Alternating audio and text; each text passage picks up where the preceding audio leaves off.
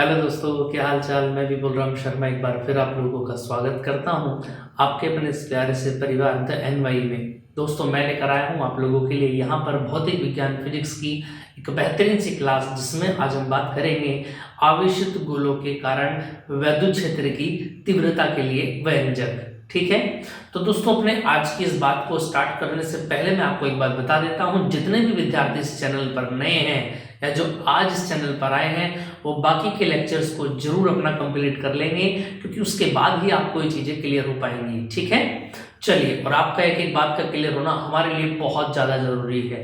ठीक, चलिए बात करते हैं दोस्तों आज की। तो देखते हैं आज के टॉपिक में क्या क्या चीज हमको मिलने वाली है। देखें जरा, सबसे पहले हम स्टार्ट करते हैं। आज का हेडिंग क्या है देखेंगे जरा।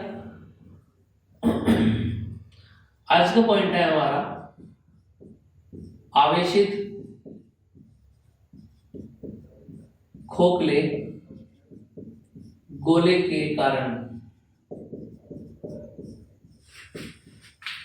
वैद्युत क्षेत्र की तीव्रता। ठीक है, यानी कि इंटेंसिटी ऑफ इलेक्ट्रिक फील्ड हमको क्या करना है, फाइंड करना है बेटा जी। ठीक है, और इंटेंसिटी ऑफ इलेक्ट्रिक फील्ड हमको क्या करना है, निकालना है।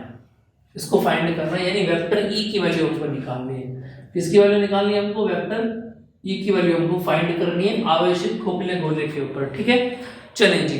अब एक बात का आप ध्यान रखेंगे क्या, कि अब मैं सिंपल सी एक बात आपको बताता हूं। देखो, खोखला गोला जो होता है ना, खोखले गोले के अंदर जो आवेश होता है भीतर, वो शून्य होता है। जैसे कि अगर मैं बात करूं बेटा जी, आपने देखा होगा बच्चों की खेलने वाली बॉल्स आती है बड़ी बड़ी, है ना। ठीक है, इतनी बड़ी बड़ी बॉल्स होती है। आप ऐसा समझ लें कि ऐसा खोखला गोला है आपके पास, यानी आप उसके अंदर, गोले के अंदर हाथ डालेंगे तो गोला कैसा है, खोखला है। अगर आप उसके अंदर हाथ डालेंगे तो क्या होगा, अंदर से खाली आपको वो नजर आएगा। यानी जब आप उसके अंदर हाथ लगाएंगे कहीं भी, तो अंदर क्या होगी, एयर होगी, हवा होगी, और हवा में करंट नहीं लगता है। क्लियर है, यानी खोखले गोले के भीतर आवेश कितना होता है, हमेशा शून्य होता है। ये बात आप याद रखेंगे, इसको आप नोट करके भी लिख लेंगे। ठीक, चले अब बात करते हैं कैसे कैसे होगा, हम देखें जरा। सबसे पहले काम कर लेते हैं क्या, कि माना कैपिटल आर त्रिज्या का एक खोखला गोला है। ठीक है, जिस पर प्लस क्यू कूलाम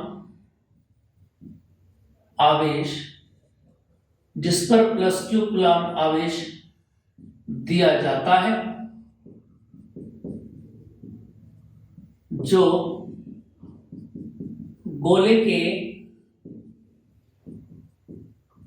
संपूर्ण पृष्ठ पर, ठीक है भैया, संपूर्ण पृष्ठ पर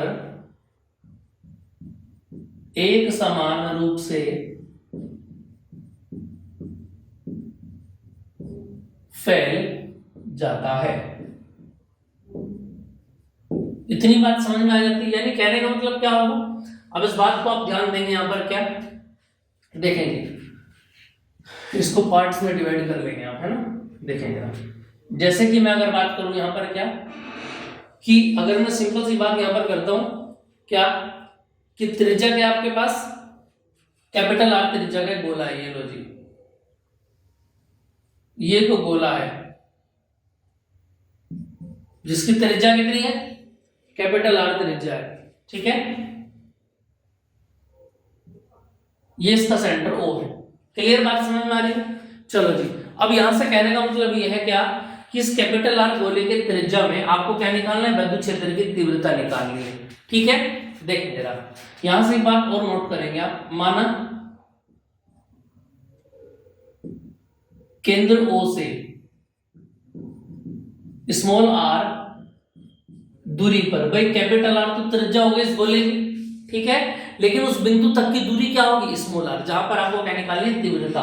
तो केंद्र ओ से स्मॉल आर दूरी पर बिंदु क्या है, पी है, और इस बिंदु पी पर आपको क्या निकालनी है, देखें जरा, जहां वेक्टर ई का मान ज्ञात करना है। ठीक है, इतनी बात क्लियर समझ में आ गई।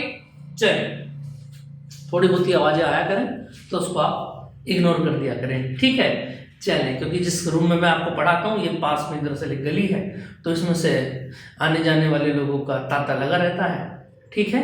चलिए, और ये वीडियोस भी मैं खासकर रात के टाइम में बनाता हूँ, है ना, तो आप समझते हैं कि सुनसान गलियों में लोग अक्सर घूमते हैं, ठीक। चलिए, समझ में आया तुमको? तो ये देखो कैपिटल, ये बात यहाँ पर याद रखने वाली है कि कैपिटल आर क्या है, इस गोले की त्रिज्या। लेकिन अब देखो यहाँ से 3 पॉइंट बनेंगे आपके, क्या देखेंगे जरा, क्या पॉइंट बनेंगे यहाँ से, देखो जरा, इसको आप ऐसा कर लो, ये त्रिज्या ही है, त्रिज्या तो कहीं भी दिखा दो, है ना। अब देखो 3 पॉइंट बनेंगे, क्या, अब वैद्युत क्षेत्र की तीव्रता एक तो बाह्य बिंदु पे आपको निकालनी पड़ेगी, बाह्य बिंदु जैसे हो गया, दूसरा आंतरिक बिंदु पर, और तीसरा पॉइंट हो जाता है गोले के ऊपर। तो यहां से कितने केस बन जाते हैं, 3 केस बन जाते हैं, क्या कि बाह्यतम क्षेत्र में, ठीक है, गोले के भीतर क्षेत्र में, और एक गोले के ऊपर। तो 3 केस में से कोई भी एक केस आपको एग्जाम्स में मिलेगा, ठीक है दोस्तों। चलिए, एक एक करके करना स्टार्ट करते हैं। देखें जरा, सबसे पहले केस फर्स्ट आप लोगों के सामने, और लिखेंगे हम बाह्यतम बिंदु पर, या इसको आप ऐसे लिख सकते हैं, बाह्यतम बिंदु पर। इतनी बात समझ में आ पा रही है? चलो, अब इस बात को दिखाएंगे, कैसे दिखाना जरा, बाह्यतम बिंदु क्या होगा, ये लो जी, बाह्यतम बिंदु को दिखाने के लिए आप ये कह सकते हैं, ये लो जी, ये बिंदु P है, कितनी दूरी पर है, स्मॉल r दूरी पर। समझ में आ गई बात? अब हमको पता है बिंदु P पर अगर गॉस की प्रमेय लगानी है तो क्या करना पड़ेगा, गॉसियन प्रस्ताव को खींचना पड़ेगा।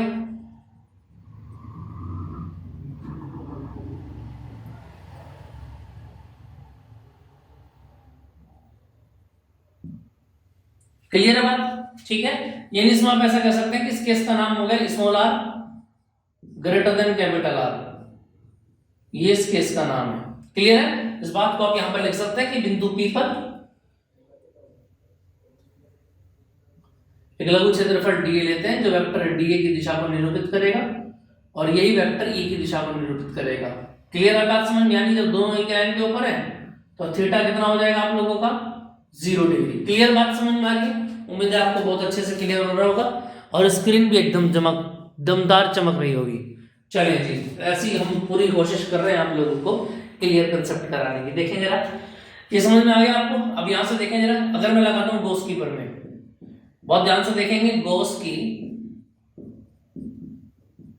प्रमेय अनुसार, according to Gauss's theorem, close integral vector E dot dA equal to 1/ε0 into q। यही तो बात है, यही बात हमसे की गई थी।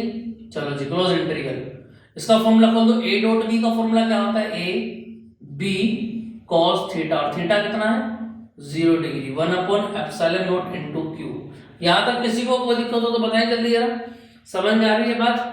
चलो जी, cos 0 की वैल्यू 1 हो गई, e बाहर आ गया। अब अंदर क्या बच जाता है आपका, dA equal to 1/ε0 into q। यहां तक कोई दिक्कत हो तो बताएं जल्दी जरा। क्लियर बात समझ में आ गई भाई? cos 0 की वैल्यू 1 हो गई, और इंटीग्रल में क्या बच गया, dA बच गया। अब दोस्तों, अगर मैं आपसे बात करूं, क्या, देखो एक बात याद रखना, जितने भी जीव प्राणी है वो सुन ले ध्यान से, बायोलॉजी वाले जितने भी हैं, ठीक है। क्या, अगर आप किसी भी क्वांटिटी का इस तरीके से इंटीग्रेशन करते हो तो याद रखना, इंटीग्रेशन से डिफरेंशिएशन हट जाएगा, केवल a बाहर आ जाएगा। याद रहेगी बात? तो ऐसे यहां पर जब a बाहर आएगा तो इस a को आप क्या लिख सकते हो, a का मतलब एरिया हो गया, और एरिया किसका, जितनी दूरी पर लिया गया, तो क्या बन जाएगा, 4πr², 1/ε0 इनटू q। क्लियर है? समझ में आ गया ना? अब इसको थोड़ा सा और ठीक कर लेते हैं। e बराबर कितना आ जाएगा, बोलो यहां से, इसको नीचे को भेज दो सारे को, तो उसके नीचे जब चला जाएगा तो क्या वैल्यू आ जाएगी आप लोगों की, 1/4πε0 q/r², और ये क्या बन गया, E का फॉर्मूला बन गया।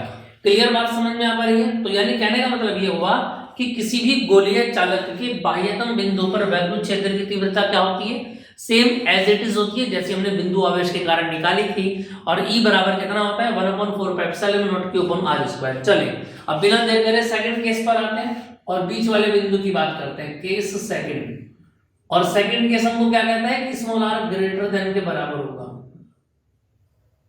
डायग्राम बनाना चाहे बना सकते हैं, यहां पर ही करना चाहे तो यहां पर भी कर सकते हैं। जैसा कि अगर मैं बोलूं आपसे क्या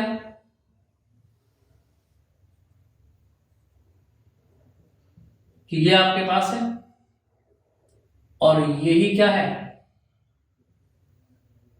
रेडियस, और ये r दूरी पर क्या बन गया, बिंदु P बन गया, जिस पर खींचा गया विलंब किसकी दिशा होगी, बोलो dA की दिशा होगी, और ये किसकी दिशा होगी, वेक्टर E की दिशा होगी, और थीटा बन गया 0 डिग्री। इसको आप यहां से डिवाइड कर सकते हैं। ठीक है, तो देखें जरा, अब यहां से क्या होगा, ये जो r है इस r के बराबर होगा, यानी अगर मैं बाय गॉसेस थ्योरम करूं, गॉस की प्रमेय से, थ्योरी एक ही बार लिखनी है, बार बार नहीं लिखनी, तो क्लोज इंटीग्रल कितना आ जाएगा बोलो, वेक्टर E डॉट dA और इक्वल टू क्या आएगा 1/ε0 इनटू q। अब यहां से ध्यान देने वाली बात ये है, ये इसको देखो डायरेक्ट फॉर्मूला खोलेंगे आप, a b cos थीटा, फिर दोबारा से cos 0 डिग्री आ जाएगा 1/ε0 इनटू q। अब इसको डायरेक्ट आप पुट कैसे करेंगे, ये बाहर आ गया, अंदर बच गया dA। dA का मतलब क्या होता है, जब dA का डिफरेंशिएशन करेंगे या इंटीग्रेशन करेंगे आपको a बाहर आएगा, a का मतलब इसका स्क्वायर हो जाएगा और 4 पाई। देखो पिछली बार हमने इस वाले r का स्क्वायर लिया था, लेकिन इस बार क्या है, ये r इस r के बराबर है, तो 4 पाई r स्क्वायर आप यहां से लेंगे और ये बन जाएगा 1/ε0 इनटू q, यानी कि E बराबर कितना आ जाएगा 1/4 पाई ε0 q अपॉन r स्क्वायर। यही क्या बन गया, आप लोगों का फॉर्मूला बन गया, और यही आपको चाहिए था। क्लियर बात समझ में आ गई कि नहीं आ गई। अब केस देखें जरा, केस थर्ड की बात कर लेते हैं जल्दी से जरा। केस थर्ड क्या कह देता है, केस थर्ड ये कह देता है small r less than capital R। यानी कहने का मतलब ये हो बेटा जी, जो इस बार आप गोला बनाएंगे, इस गोले की रेडियस तो होगी कैपिटल R। कुछ आई बात समझ में, लेकिन आपको जो बिंदु P लेना है वो कितनी दूरी पर लेना है, बिंदु ठीक है, जो बिंदु P आपको लेना है वो कितनी दूरी पर लेना है बताना जरा। अब देखो जो R जो क्षेत्रफल लेंगे आप, जो एरिया लेंगे वो कहां लेना है, वो तो उसके अंदर लेना है। ये लो, जिसके अंदर आ गया बिंदु P, और इस बिंदु P पर क्या होना चाहिए, गॉसियन सरफेस होना चाहिए, गॉसियन पृष्ठ। तो आप लोग क्या करेंगे, इसके चारों तरफ क्या लेंगे, यहां से एक गॉसियन पृष्ठ यहां पर आप लोग बनाएंगे, और जिसकी वैल्यू यहां से कितनी बनेगी, देखो जी। अब गॉस की प्रमेय में इसके ऊपर डायरेक्ट अप्लाई कर सकते हैं। कहने का मतलब ये होगा, अगर आप इस पे गॉस की प्रमेय लगाएंगे तो ये वेक्टर dA को निरूपित करेगा और यही वेक्टर E को डिफाइन करेगा, यानी कि थीटा बन जाएगा आपका 0 डिग्री। इतनी बात क्लियर है। अब आप इस पर बड़े आराम से क्या लगा सकते हैं, गॉस की प्रमेय यहां पर आप अप्लाई कर सकते हैं। जैसे कि अगर मैं बात करूं, देखना जरा, गॉस की प्रमेय से, यानी कि close integral vector E dot dA 1/ε0 into q। समझ में आ गई बात, a b cos थीटा, फिर दोबारा से 0 बन गया और 1/ε0 इनटू, अब देखो q का मतलब क्या हो गया, आवेश। और अभी भी मैंने आपको बताया था इस वीडियो के स्टार्टिंग में क्या, कि जब भी कोई गोलीय पृष्ठ कैसा, गोलीय जब भी कोई गोला अंदर से कैसा होगा, खोखला होगा, तो उस खोखले गोले के अंदर केवल क्या भरी हुई होगी, हवा भरी हुई होगी, वायु भरी हुई होगी, और वायु के अंदर कोई भी आवेश नहीं होता है। इस बात को आप नोट करके लिख सकते हैं क्या, कि चूंकि खोखले गोले के भीतर आवेश सदैव शून्य होता है, तो क्यू की वैल्यू 0 आ जाएगी। अब 0 आने का मतलब क्या होगा बोलो, ये सारा का सारा क्या बन जाएगा, सब कुछ उधर जाके सब कुछ 0 बन जाएगा, यानी विद्युत क्षेत्र भी कितना बन गया भाई, मैंने आपको बताया था जितने आवेश उतने विद्युत क्षेत्र, और अगर आवेश ही नहीं होगा तो विद्युत क्षेत्र क्या खाक बनेगा, हाँ। तो देखें जब आवेश की जीरो होती है सारा का सारा कैसा होगा जीरो। यानी कहने का मतलब ये हुआ कि गोलीय चालक के बाहर भी विद्युत क्षेत्र होगा, उसके ऊपर भी विद्युत क्षेत्र होगा, लेकिन गोले के अब भीतर की अगर हम बात करें अंदर की तो वहां पर कोई भी गोलीय प्रश्न नहीं होगा। इतनी बात आपको क्लियर आ गई है और ये आपको समझ में आ गया होगा क्लियर एग्जिट। तो तीनों पोर्शन मैंने आप लोगों को करा दिए हैं क्या, small R greater than capital R, small R equal than capital R, small R less than capital R. ये था गोलीय के लिए, गोलीय चालक के लिए, खोखले के लिए, ठीक है। आवेशित खोखले गोले के अगर क्वेश्चन आता है तो आपको यही डायग्राम में बनाना है, ठीक है। तेरी बात क्लियर हो गई होगी। चलिए अब इसके बाद आ जाता है नेक्स्ट। अगर ये ना आके क्या आ जाए, ये लिखा हुआ आ जाए आपको,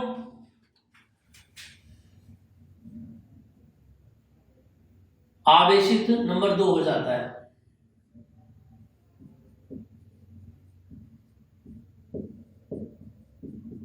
ये नंबर 2 डेरिवेशन आप लोगों को हो जाता है आवेशित गोलीय चालक, ठीक है। और आवेशित गोलीय चालक में भी आपसे क्या पूछा गया, बिल्कुल यही पूछा गया तीनों केस। और याद रखना आवेशित गोलीय चालक हो या फिर आवेशित खोखला चालक हो, दोनों के दोनों में सेम केसेस रहने वाले हैं, तीनों के तीनों सेम केस एक जैसे रहेंगे। यहां पहले केस में भी आंसर इसका यही आएगा, दूसरे में भी यही आएगा और तीसरे में क्या आ जाएगा अपन लोगों का 0 आ जाएगा। क्लियर बात समझ में आ गई होगी आप लोगों को, यहां तक बात एकदम से क्लियर समझ में आ रही होगी। चलें इसके बाद चलते हैं नेक्स्ट पॉइंट के ऊपर। और अगले पॉइंट में क्या बात बताई गई है देखिए जरा, तीसरा पॉइंट इस लोग दोस्तों लोग अब इसका आ जाता है,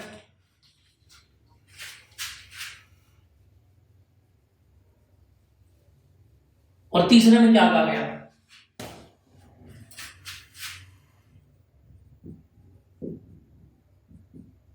आवेशित अचालक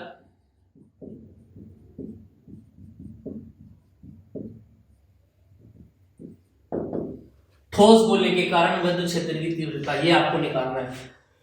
क्लियर बात समझ में आ रही है, यहां तक किसी को कोई दिक्कत तो नहीं है। चलो ये आपको क्लियर हो गया होगा, यहां तक का ये समझ में आ रहा होगा इस तरीके से। अब देखिए अगर हम बात करें यहां से, देखें जरा, अगर यहां से पॉइंट अपने पॉइंट को स्टार्ट करते हैं क्या, कैपिटल आर त्रिज्या का एक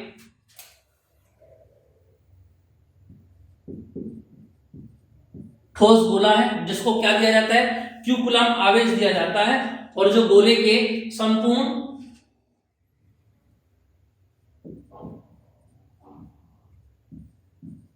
आपको कंप्लीट करना, याद रखना, संपूर्ण आयतन पर एक समान रूप से फैल जाता है और केंद्रों से r दूरी पर बिंदु P है जहां पर आपको क्या निकालना है, वेक्टर E का मान निकालना है। क्लियर है, तो यहां से वेक्टर E आपको निकालना है बेटा जी।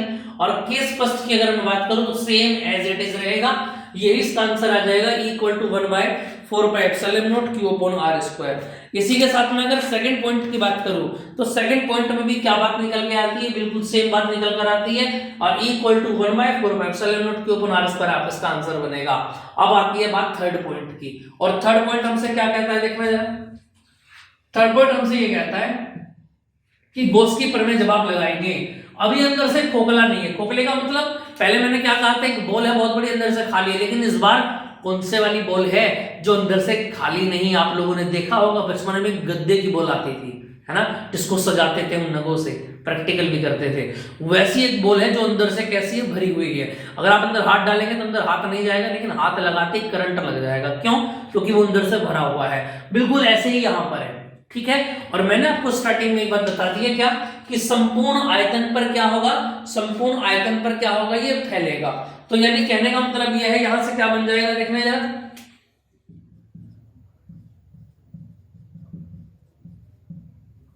देखो यहां से cos थीटा तो 0 ही आ जाएगा, तो E अंदर आ गया और बाहर बच गया dA, और यहां से 1/ε0 इनटू Q।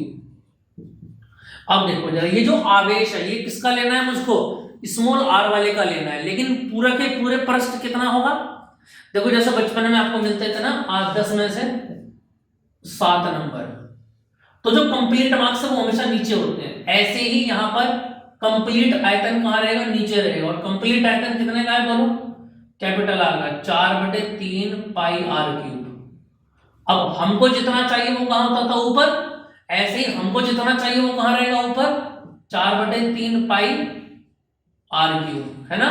तो 4/3 पाई से 4/3 पाई कैंसिल हो गया, और यहां से E इक्वल टू ये क्या बनेगा डी है, यानी कि क्षेत्रफल, और ये क्षेत्रफल कितना निकल के आएगा 4 पाई आर स्क्वायर।